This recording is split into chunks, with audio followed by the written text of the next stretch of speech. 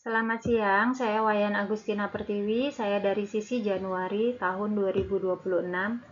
Izin mempresentasikan tentang makalah komunikasi terapeutik antar tenaga medis dalam etika keperawatan untuk meningkatkan keselamatan pasien dan meningkatkan kenyamanan dalam lingkungan kerja. Komunikasi terapeutik merupakan bentuk interaksi antar perawat dan pasien yang dilakukan secara sadar dan bertujuan untuk kesembuhan pasien, menurut Hervira dan Suparman tahun 2019. Menurut Nia Karnia Kurniati dalam Nutrix Journal tahun 2024, kepuasan pasien dipengaruhi oleh komunikasi terapeutik yang menjadi pertimbangan pasien untuk mempercayakan kesehatannya. Tujuan pembuatan makalah ini untuk meningkatkan keselamatan pasien dan menurunkan medical error, meningkatkan kenyamanan dalam lingkungan kerja, mengetahui hubungan komunikasi terapeutik dan etika keperawatan dalam membangun kolaborasi antar sesama tim medis. Tahapan komunikasi, ada tahapan prainteraksi. Tahapan prainteraksi ini perawat dituntut untuk memahami diri sendiri sebelum melakukan interaksi dengan pasien.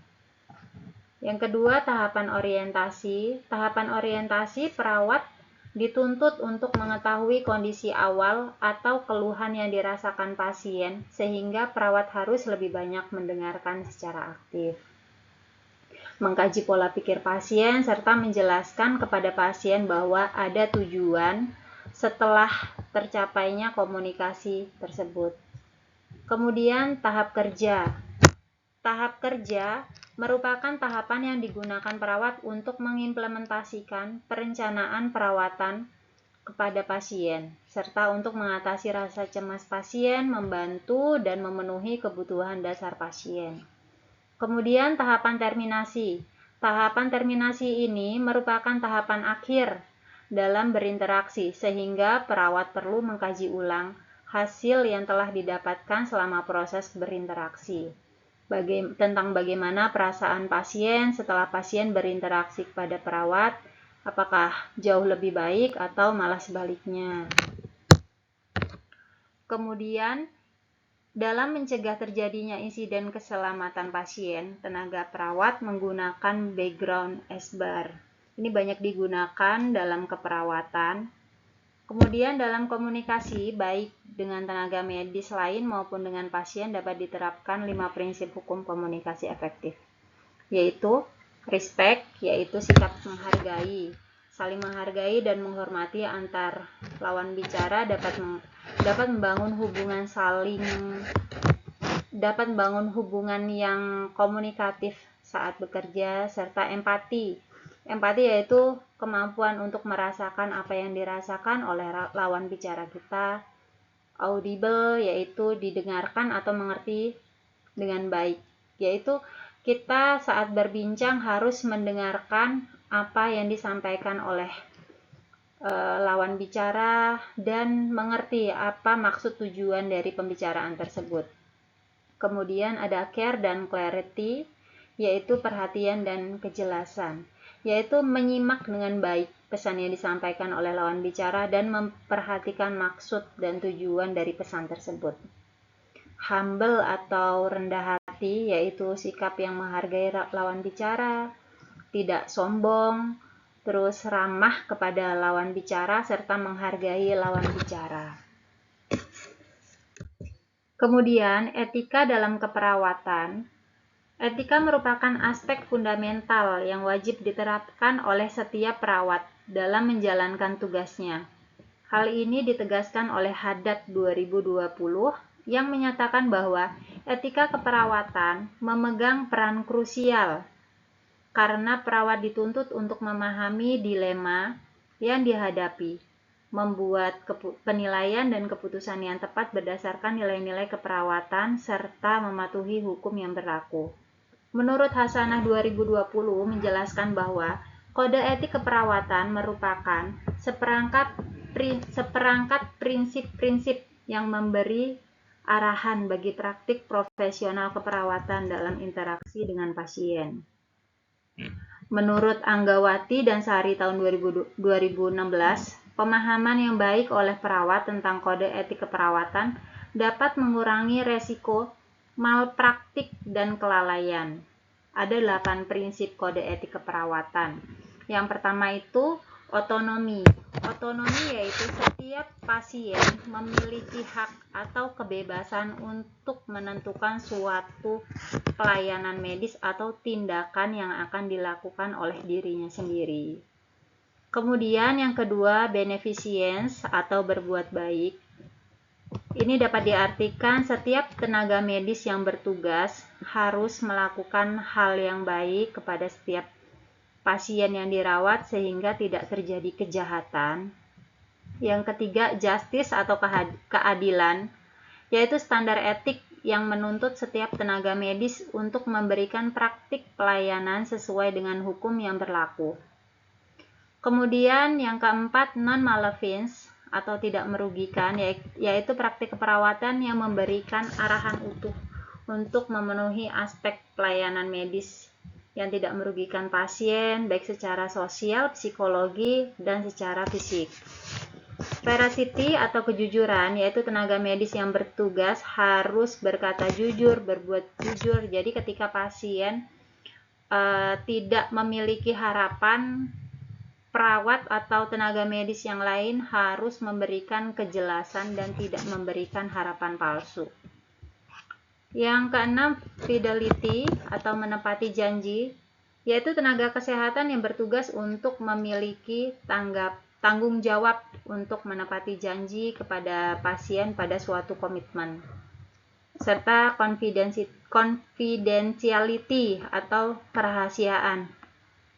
Kerahasiaan ini sangat penting untuk menjamin identitas pasien. Jadi sebagai tim medis tidak boleh membicarakan identitas pasien, baik itu secara verbal ataupun secara tertulis, secara kayak media sosial seperti itu.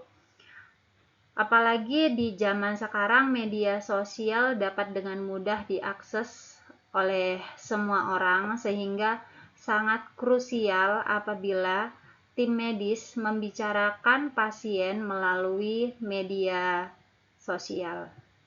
Kemudian yang terakhir ada accountability atau akuntabilitas, yaitu standar atau nilai yang dimiliki oleh tenaga medis. Jadi seperti apa dia harus bersikap dan dalam melakukan pelayanan kesehatan, seperti nilai atau standar profesional yang harus dimiliki oleh tenaga medis tersebut. Kemudian dalam metode penulisan makalah ini menggunakan metode deskriptif, yaitu melakukan pengamatan terhadap perilaku atau fenomena secara menyeluruh, serta mengevaluasi hasil dari pengamatan tersebut tanpa memanipulasi atau memberikan intervensi. Observasi tersebut dilakukan pada 4 orang perawat yang sedang bertugas di salah satu rumah sakit swasta Lipo Village. Subjek tersebut dipilih berdasarkan kriteria. Yang pertama, perawat dan tenaga medis yang terlibat dalam perawatan.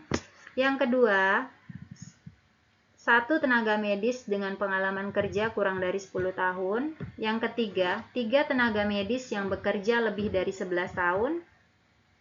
Dan yang keempat, observasi lokasi dilakukan di rumah sakit swasta Lipo Village. Prosedur observasi ini menggunakan beberapa metode, yaitu metode pengamatan secara langsung. Yang kedua, metode berfokus pada pemberian edukasi kesehatan, teknik komunikasi terapeutik dalam etika keperawatan. Yang ketiga, observasi tersebut dilakukan tanpa adanya intervensi dari penulis. Pencatatan data. Pencatatan data dicatat secara langsung untuk menghindari adanya bias data. Yang kedua, data yang sudah ada kemudian dibandingkan dengan komunikasi terapeutik dan etika dalam berkomunikasi. Kemudian data merupakan hasil yang relevan. Dari hasil observasi, dari kasus pertama didapatkan Ada pasien yang menolak dilakukan tindakan pemasangan infus di tangan dengan alasan pasien takut kesulitan dalam bermobilisasi atau bergerak. Kemudian pasien tampak cemas dan menyampaikan kekhawatirannya secara verbal pada awal interaksi. Perawat masih belum sepenuhnya menggali perasaan pasien, sehingga persepsi pasien sehingga terjadi penolakan terhadap tindakan keperawatan yang direncanakan. Dari kasus yang kedua, perawat ruangan tidak melakukan komunikasi langsung dengan tim perawat terkait dengan jadwal dinas karena perawat tersebut merasa sudah berkomunikasi atau menyampaikan informasi kepada kepala ruangan. Dari hasil analisa, dari kasus pertama menunjukkan bahwa kebutuhan psikologis pasien belum terpenuhi secara optimal. Menurut Potter dan Perry 2020, komunikasi terapeutik bertujuan untuk membantu pasien mengekspresikan perasaan, mengurangi kecemasan, serta meningkatkan pemahaman pasien terhadap tindakan keperawatan yang akan dilakukan. Kurangnya empati dan penjelasan awal dapat menyebabkan pasien merasa tidak dihargai, tidak dilibatkan dalam pengambilan keputusan. Dalam perspektif etika keperawatan, kasus ini berkaitan dengan prinsip otonomi, atau setiap pasien itu berhak untuk mengambil keputusannya sendiri, dan beneficiencia itu berbuat baik. Jadi sebagai perawat harus menghargai apa keputusan pasien, meskipun pasien tersebut harus menolak. Mungkin kita sebagai perawat harus menjelaskan secara detail kenapa infus harus dipasang di tangan, serta bagaimana kita memberikan solusi bagaimana pasien ketika dipasang infus sehingga mobilisasi pasien dapat dengan mudah meskipun pasien dilakukan pemasangan infus tersebut. Serta di sini setelah perawat memberikan penjelasan menggunakan dengan bahasa yang mudah dipahami, pasien menjadi lebih kooperatif sehingga hal ini sejalan dengan pendapat Nur Salam 2020 yang menyatakan bahwa komunikasi terapeutik yang baik dapat meningkatkan kepercayaan pasien dan kepatuhan terhadap terapi. Kemudian pada kasus kedua, komunikasi antar tenaga medis dalam kasus ini dapat memenuhi prinsip komunikasi efektif, yaitu kejelasan, keterbukaan, dan umpan balik. Menurut Leonard, Graham, dan Bonakum 2020, miskomunikasi antar tenaga medis merupakan salah satu penyebab utama terjadinya kesalahan, pelayanan, dan penurunannya kualitas kerja tim. Dalam perspektif etika keperawatan, kasus ini berkaitan dengan akuntability atau perawat bertanggung jawab terhadap dirinya sendiri dan profesional. Kesimpulannya dalam penulisan makalah ini, komunikasi terapeutik tidak hanya dilakukan oleh perawat dan pasien saja, tetapi juga komunikasi antar tenaga medis. Kurangnya komunikasi yang kurang jelas antar tim medis terkait jadwal dinas dapat menyebabkan ketidaknyamanan dalam lingkungan kerja dan berpotensi menurunkan kualitas pelayanan. Berikut daftar pustaka yang saya ambil. Kemudian yang terakhir, terima kasih telah menyaksikan presentasi saya. Mohon maaf apabila terjadi banyak salah pengertian dan ucapan saya. Terima kasih sebelumnya. Selamat siang.